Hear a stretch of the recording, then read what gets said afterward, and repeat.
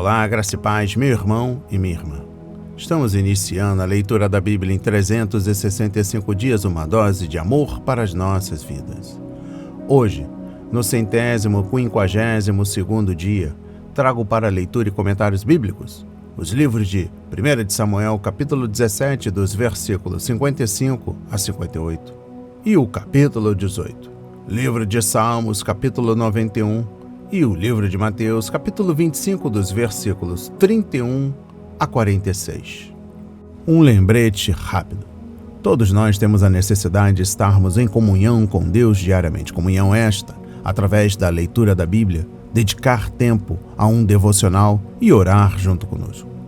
A Bíblia Sagrada está cheia de promessas, mas elas só serão concretizadas se, de fato e de verdade e de coração, você acreditar.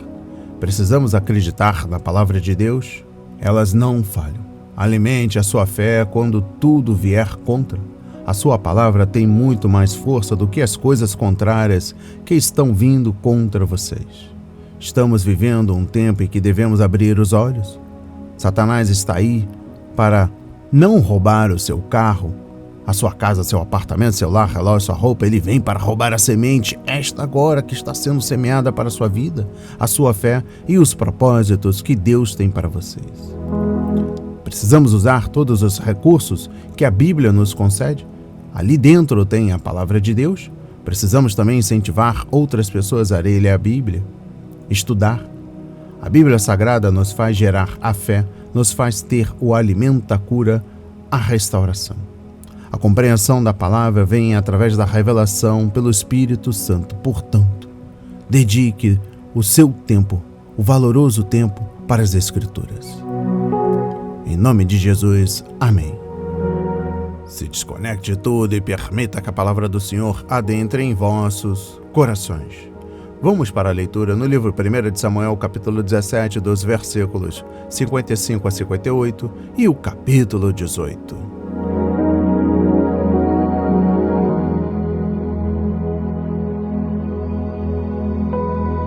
Quando Saul viu Davi saindo para encontrar-se com o filisteu, perguntou a Abner, o comandante do exército: Abner, aquele jovem é filho de quem?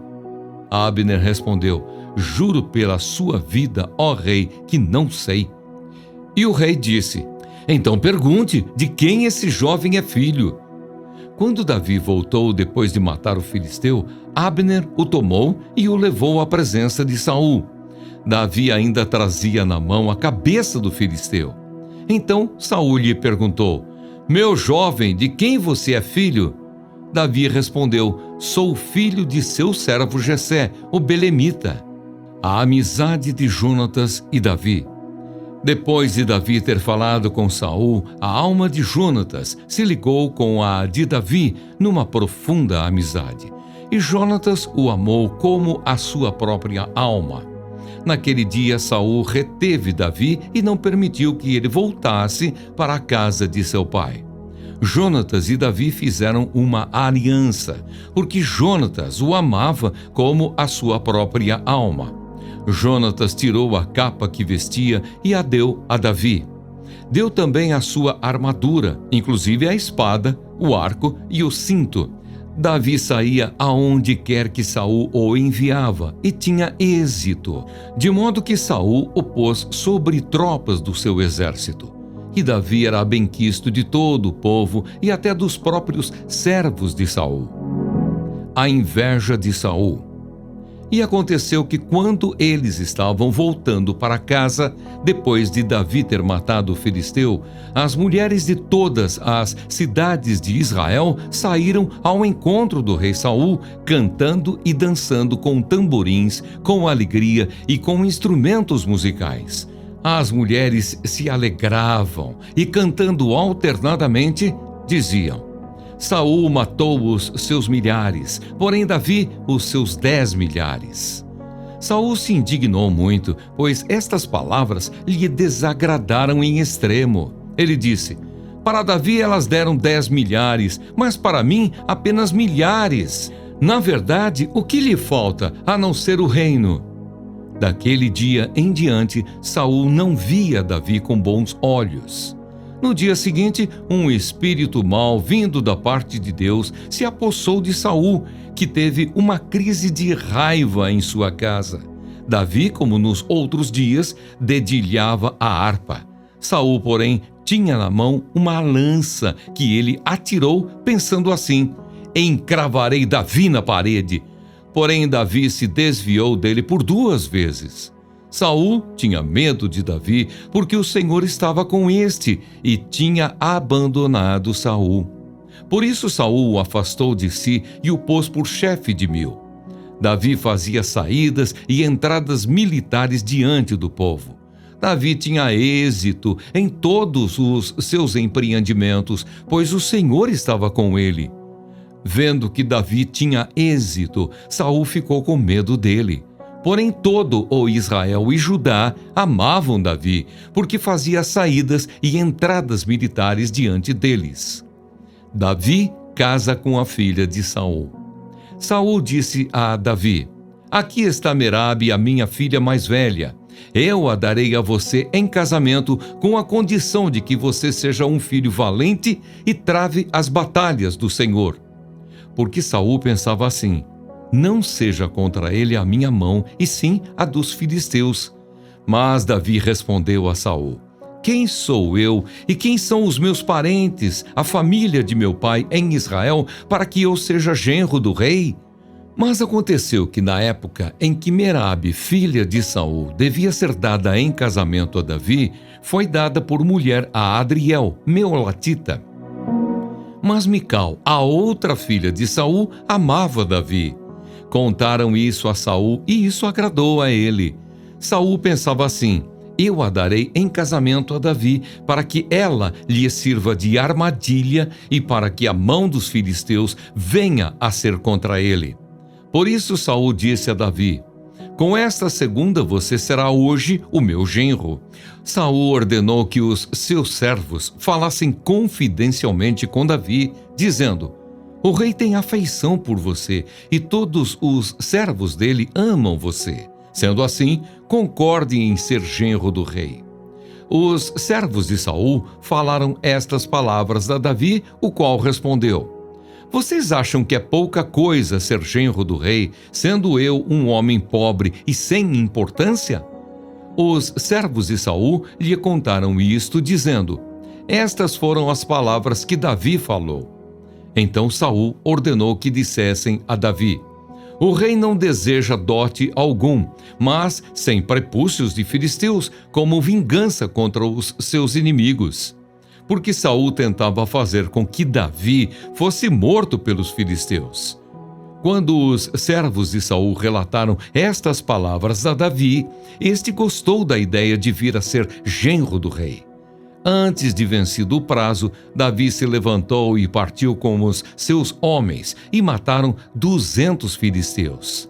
Trouxe os seus prepúcios e os entregou todos ao rei, para que assim se tornasse seu genro. Então Saul lhe deu a sua filha Mical em casamento. Saul viu e reconheceu que o Senhor estava com Davi, e Mical, filha de Saul, o amava. Então Saul ficou com mais medo ainda de Davi e continuamente foi seu inimigo. Cada vez que os chefes dos filisteus saíam à batalha, Davi obtinha mais êxito do que todos os servos de Saul. E assim o nome de Davi se tornou muito estimado.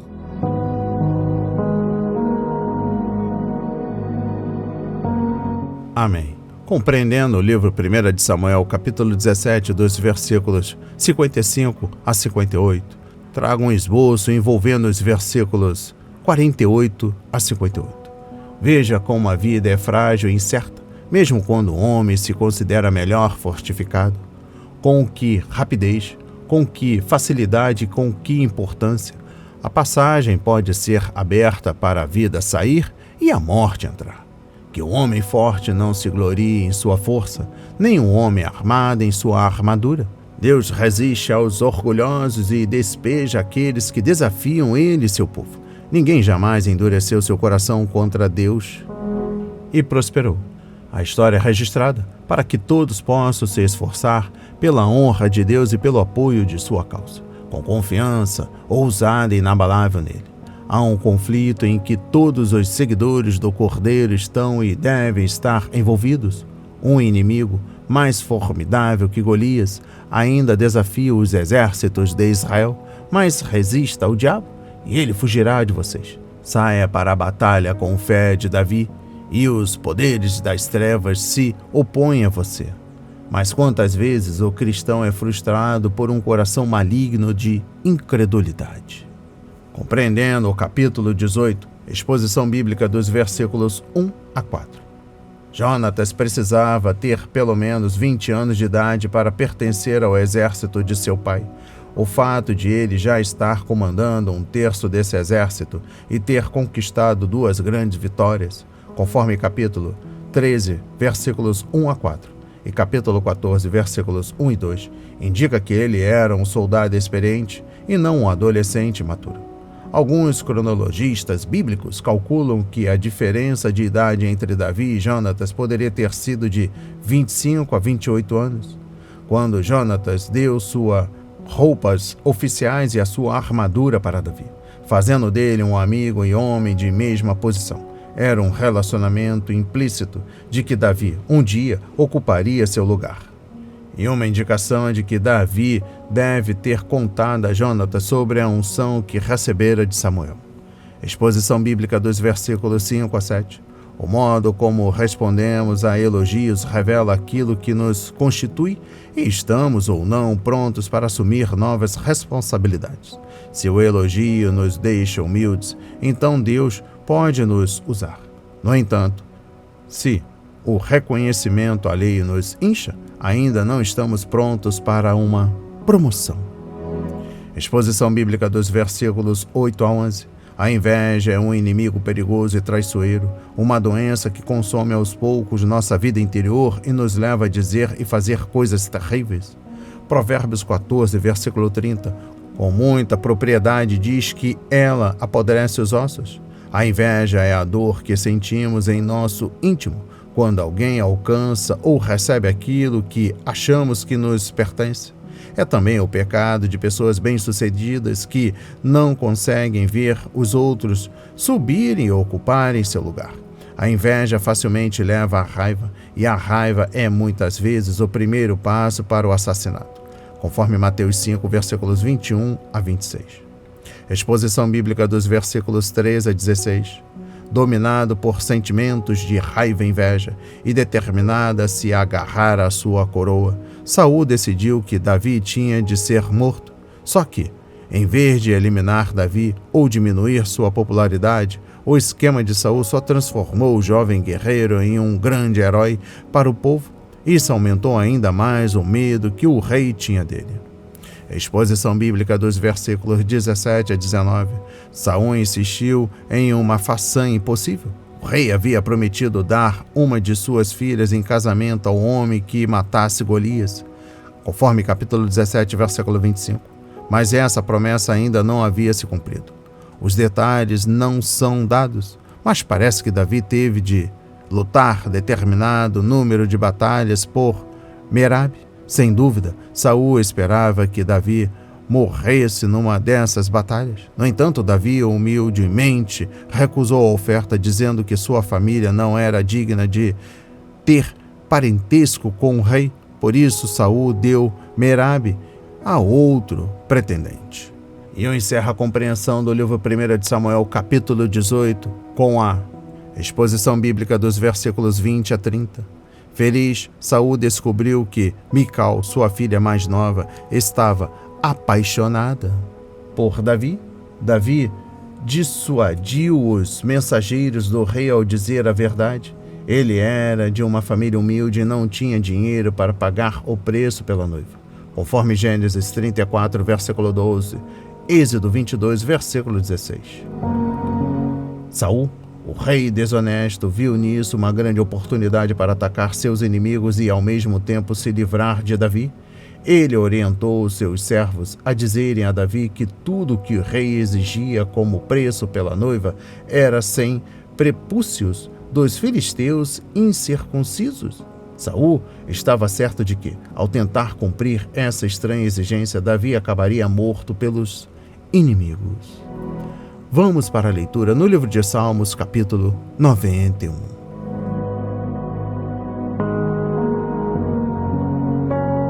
Sob a sombra do Altíssimo.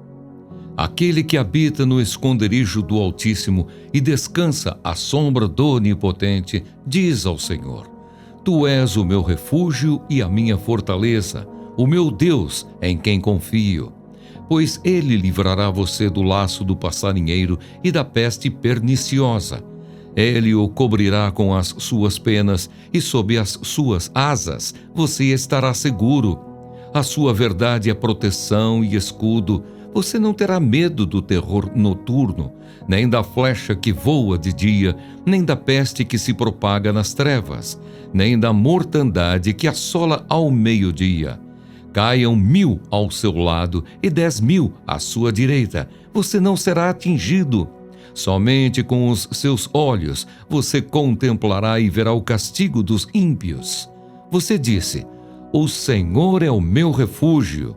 Você fez do Altíssimo a sua morada. Nenhum mal lhe sucederá, praga nenhuma chegará à sua tenda, porque aos seus anjos ele dará ordens a seu respeito para que guardem você em todos os seus caminhos. Eles o sustentarão nas suas mãos para que você não tropece em alguma pedra. Você pisará o leão e a cobra. Com os pés esmagará o leãozinho e a serpente. Deus diz: Porque a mim se apegou com amor, eu o livrarei. Eu o protegerei, porque conhece o meu nome. Ele me invocará e eu lhe responderei. Na sua angústia eu estarei com ele. Eu o livrarei e o glorificarei. Vou saciá-lo com longevidade e lhe mostrarei a minha salvação.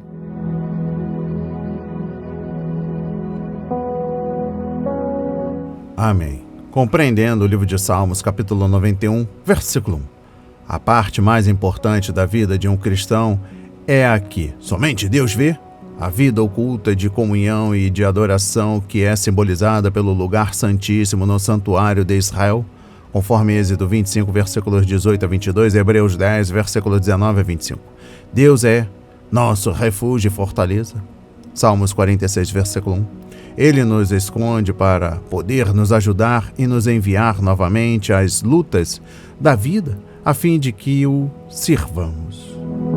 Compreendendo o versículo 4, Jesus retratou a salvação descrevendo pintinhos escondidos sob as asas da mãe. Mateus 23, versículo 37, Lucas 13, versículo 38. E o salmista comparou a comunhão do homem com Deus com o descanso sob as asas dos querubins no tabernáculo. Exposição bíblica dos versículos 5 a 13.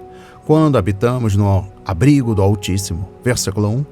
Não estamos sozinhos, pois Deus está conosco e compensa nossas imperfeições. Esta estrofe enfatiza que não precisamos ter medo porque o Senhor e seus anjos valem por nós. Pavor da noite. Versículo 5 pode significar simplesmente o medo do escuro e do que pode acontecer na escuridão. Água e alimentos contaminados, além de sinalizar a ausência de medidas de saúde, facilitam a contração de doenças de dia ou à noite, embora a praga que devasta ao meio-dia, versículo 6, poderia se referir aos efeitos danosos dos raios solares. Exposição bíblica dos versículos 14 a 16. O Senhor falou e anunciou o que ele faria para aqueles de seu povo que verdadeiramente o amavam e reconheciam com uma vida de obediência. A palavra aqui traduzida por ama não é comum, significa agarrar-se a, apegar-se, estar apaixonado. É usada em Deuteronômio 7, versículo 7, capítulo 10, versículo 15, como referência do amor que o Senhor tem por seu povo, Israel, conforme João 14, versículos 21 a 24. Entre suas bênçãos estarão livramento e proteção, resposta à oração, companheirismo em tempos de dificuldade, honra, satisfação e uma vida longa, conforme Salmos 21, versículo 4, Êxodo 20, versículo 12 e Deuteronômio 30, versículo 20. E eu encerro a compreensão do livro de Salmos, capítulo 91, com o versículo 16. Preste atenção. A salvação mencionada no final do Salmo pode significar ajuda e livramento ao longo da vida, como em Salmos 50, versículo 23, ou a alegria de contemplar a glória de Deus depois de uma vida longa e satisfeita. Para o povo judeu, ter uma longa existência na terra e ver os filhos, netos e bisnetos era a maior bênção desta vida. Como Abraão, os judeus queriam morrer em boa velhice, em idade bem avançada, conforme Gênesis 25, versículo 8. Uma coisa é a medicina poder acrescentar anos à nossa vida, mas Deus acrescenta vida aos nossos anos. E Ele faz essa vida ser gratificante e valer a pena. Vamos para a leitura no livro de Mateus, capítulo 25, versículos 31 a 46.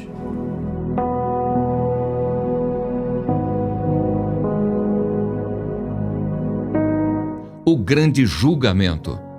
Quando o Filho do Homem vier na sua majestade e todos os anjos com ele, então se assentará no trono da sua glória. Todas as nações serão reunidas em sua presença, e ele separará uns dos outros, como o pastor separa as ovelhas dos cabritos. Porá as ovelhas à sua direita e os cabritos à sua esquerda. Então o rei dirá aos que estiverem à sua direita: venham, benditos de meu Pai, venham herdar o reino que está preparado para vocês desde a fundação do mundo. Porque tive fome e vocês me deram de comer, tive sede e vocês me deram de beber. Eu era forasteiro e vocês me hospedaram. Eu estava nu e vocês me vestiram, enfermo e me visitaram, preso e foram me ver. Então os justos perguntarão: quando foi que vimos o Senhor com fome e lhe demos de comer? Ou com sede e lhe demos de beber? E quando foi que vimos o Senhor como forasteiro e o hospedamos? Ou nu e o vestimos? E quando foi que vimos o Senhor enfermo ou preso e fomos visitá-lo? O rei respondendo lhes dirá: em verdade lhes digo que sempre que o fizeram a um destes meus pequeninos irmãos, foi a mim que o fizeram. Então o rei dirá também aos que estiverem à sua esquerda: afastem-se de mim, malditos, para o fogo eterno, preparado para o diabo e seus anjos. Porque tive fome e vocês não me deram de comer. Tive sede e vocês não me deram de beber. Sendo forasteiro, vocês não me hospedaram. Estando nu, vocês não me vestiram. Achando-me enfermo e preso, vocês não foram me ver. E eles lhe perguntarão: quando foi que vimos o Senhor com fome, com sede, forasteiro, nu, enfermo ou preso, e não o socorremos? Então o rei responderá: em verdade lhes digo que sempre que o deixaram de fazer a um destes mais pequeninos, foi a mim que o deixaram de fazer. E estes irão para o castigo eterno, porém os justos irão para a vida eterna.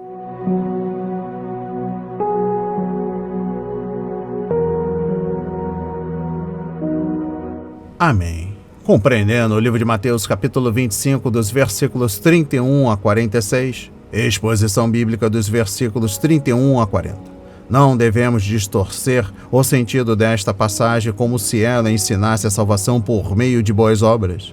A leitura superficial daria a impressão de que ajudar o próximo é suficiente para ganhar a salvação e ir para o céu.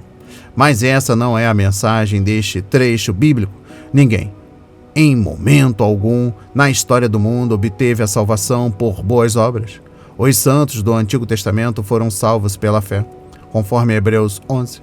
Os santos do Novo Testamento foram salvos pela fé em Jesus Cristo, conforme Efésios 2, versículos 8 a 10. E, hoje, as pessoas são salvas da mesma maneira.